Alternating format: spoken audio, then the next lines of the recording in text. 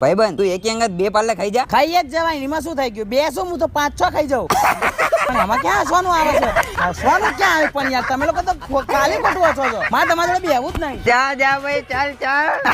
પણ એકી અંગાતે તો બે પાલ્લે ખવાય જ ને. એમાં ક્યાં મોટી વાત છે? આ લોકો ખાલી ખોટું વિચાર કરે. કઈ વાંધો નહીં, જવા દે જે હોય. હા બેબી, તું એકી અંગાત બે પાલ્લે ખાઈ જાય. ના તું તો ના ખાય ને, અને તને તો ઓરિયો ભાવે છે. અરે એકી અંગાત બે પાલ્લે તો ખાઈ જ જવાય ને. આવો ખાઈ ગયો હું.